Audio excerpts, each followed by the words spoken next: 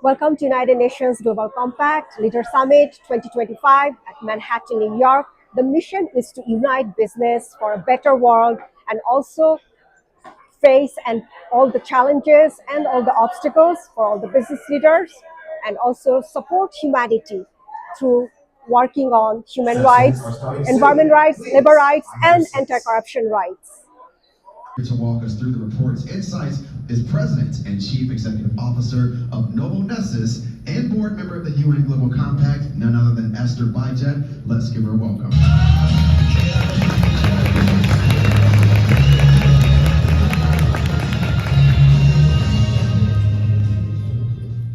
Thank you. Thank you very much for that beautiful introduction.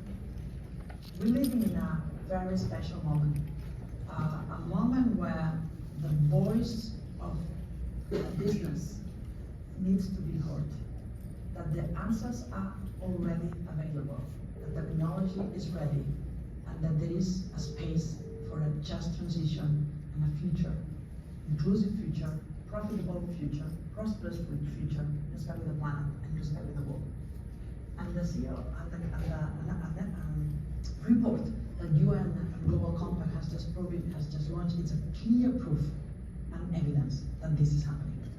88% of the CEOs interviewed, they reinforce and they state that they see a case of sustainability as a driver of business and growth. And that the case is stronger than it was 5 years ago. 88%, they see it. My company, the one I have the privilege to work in, we see it, we feel it, we implement it. We have, in the last 5 years, since 2019, we have reduced our CO2 emissions of scope 1 and 2, 63%, while we increase the revenue.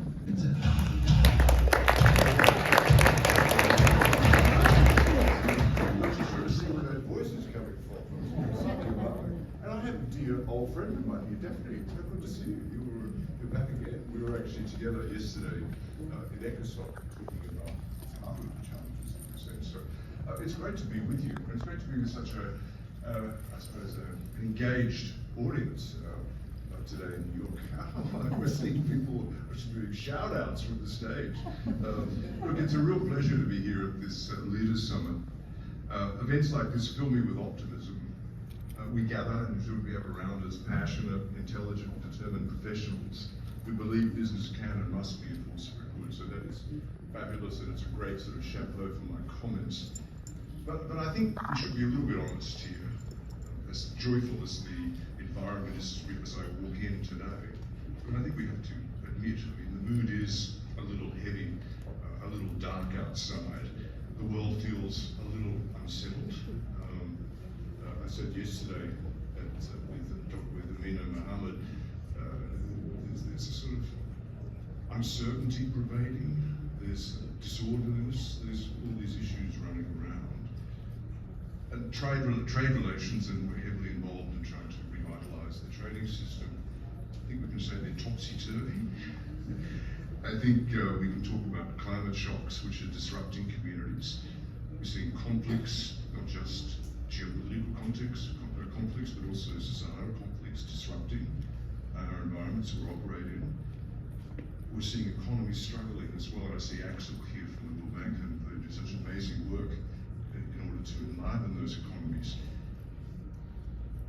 And when I look at and think about the organisation I represent, one of our jobs, because our job is to enable business worldwide, is to find that certainty, to put certainty back to the extent we can, and to put order where there is disorder. These are things that we worry about. Because what we worry about, particularly as business people as well, is that when trust frays and uncertainty follows, when systems fragment, stability disappears.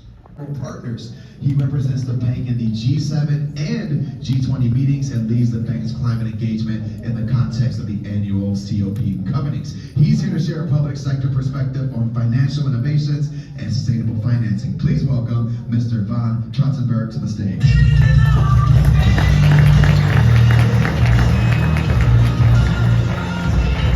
Good morning. When I'm listening to all these things, I always think, where should I start? And I think a good way to start is to think of last year's UNGA, namely the midterm review of the SDGs, this year's Finance for Development event in Sevilla in Spain, and I would say last week the second Africa Climate Summit in Addis Ababa.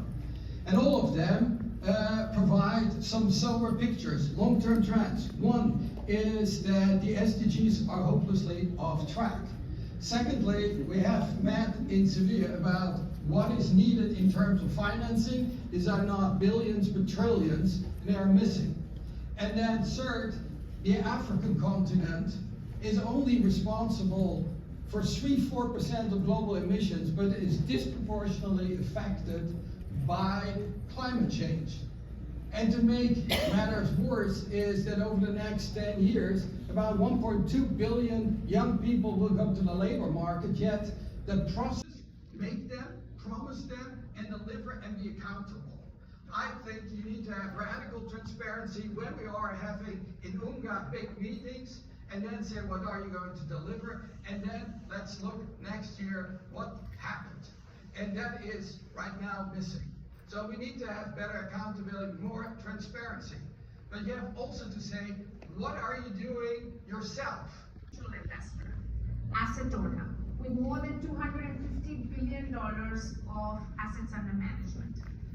And the way our business model works is that we take the premiums from all the customers, then we pool it. The communities around us who don't have access to the information, to the technology, really understand their role in this future. And for all of us to bridge the fear divide, we know there are concerns. We know that bias exists in our society and it becomes reflected in our technologies. We know that ethics